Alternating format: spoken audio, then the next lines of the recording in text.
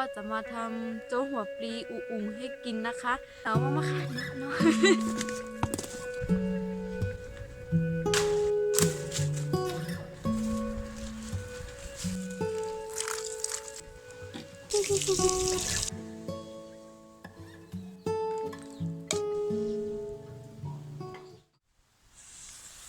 สวัสดีค่ะพบกับช่องใสลุงดีที่ไลน์นะคะวันนี้อากาศหนาวมากๆเลยนะคะวันนี้หนาวมากเลยค่ะก็วันนี้ลมแรงมากเลยนะคะหนาวเป็นพิเศษนะคะวันนี้นะคะก็วันนี้ก็ไม่มีอะไรมากนะคะวันนี้อากาศหนาวนะคะก็จะมาทำโจ๊กหัวปลีอุ๋งให้กินนะคะทุกคนอย่าเพิ่งไปไหนนะคะเราให้รู้ทำกับทำโจ๊กหัวปลีเสร็จก่อนนะคะค่อยแล้วก็ทางพร้อมกันนะคะวันนี้หนาวมากๆค่ะเนาะ ไปเก็บหัวปลีนะคะยังไม่ได้ไปเก็บเลยนะคะไปค่ะ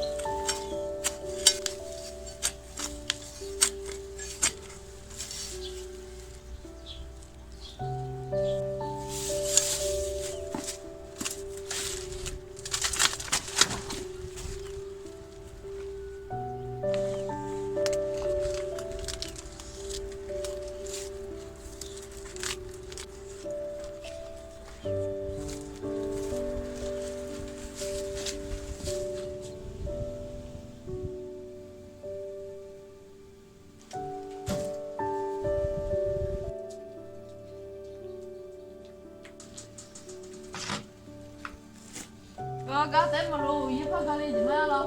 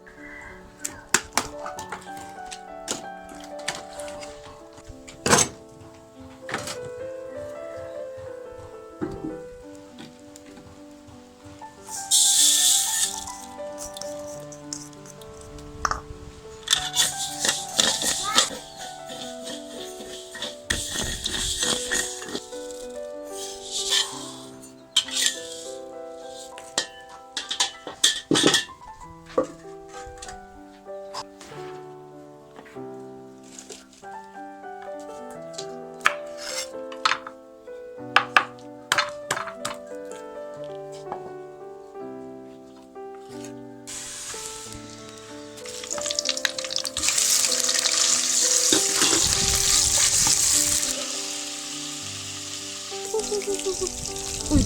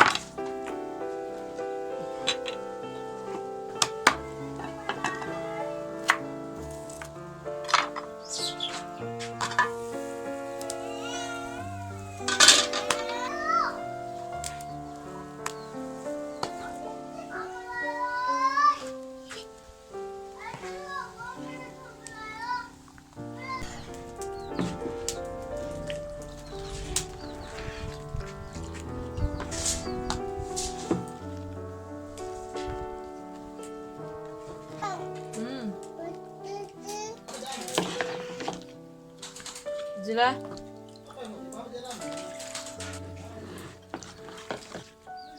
กูเลยอยู่นี่